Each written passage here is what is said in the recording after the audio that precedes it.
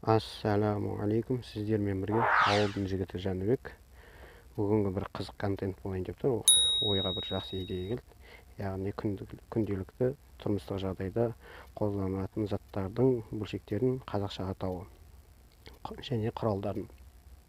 Біз ауылда туып өскеннен кейін көп нәрсені біз қазақша атаумен атай береміз.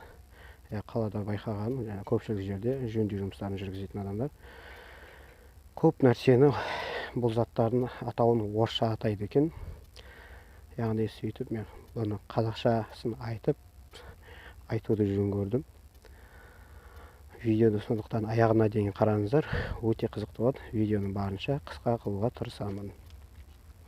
Ал кеттік. Бірінші мына сол жақтан бастаймыз. Сол жақтан мына шайба дейді орысшасы. Ал қазақшасы тығырық дейді. Өте оңай атау. Өйткені бұл құралдардың, заттардың бұрыннан қолданып жатқаннан кейін ежелден бұның қазақша атаулары бар. Одан кейін мынау гайка орысшасы, қазақшасы сомын дейді. Гайканың қазақшасы сомын. Одан кейін мына кішкентай жіңішкесі контрагайка дейді. Контрагайканың қазақшасы кідіртпе дейді бұны. Кідіртпе дейді. Одан кейін мына танымал бәріне болт. Болт, оның қазақшасы өте оңай. Оны бұран деп атайды. Қазақшасы бұран. Бұл барлығын комплект дейді. Барлығын бір сөзбен қазақша бекіткіш дейді.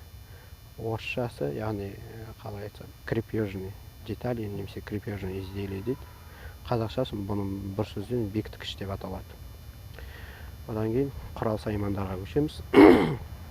Ең танымал нәрсе, пассатижі дейді, немесе көп қолданған сөз плоскогубцы орысша атауы. Плоскогубцының қазақшасы тістеуік. Негізі көп жерде қысқыш дейді. Бұл қысқыш емес, бірақ бүйтіп қысып ұстағаннан кейін қысқыш деп ойлайтын шығар. Жалпы тістеуік дейді. Қысқыш деп мынаны айтамыз. Яғни орысшасы зажим. Бүйтіп заттарды қыстырып қояды. Қысқыш дейтін болса, мынау тістеуік. Қалай ойлайсыздар? Бұны яғни бакарез дейді. Қазақшасы бізде кескіш бұның аты. Бүйірлік кескіш дейді. Жалпы кескіш қой, оның бүйірлік кескіш дейді. Одан кейін мынау темір қиятын қайшы. Бірақ бізде бұның тағы екінші аты, бұны да кескіш дейді. Яғни кусачка ма орысша? Кусачка шығар.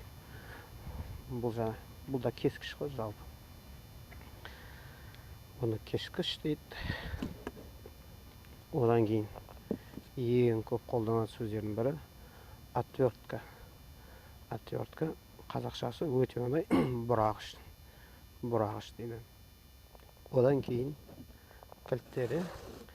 кілттер, мына орысшасы рожковый ключ дейді.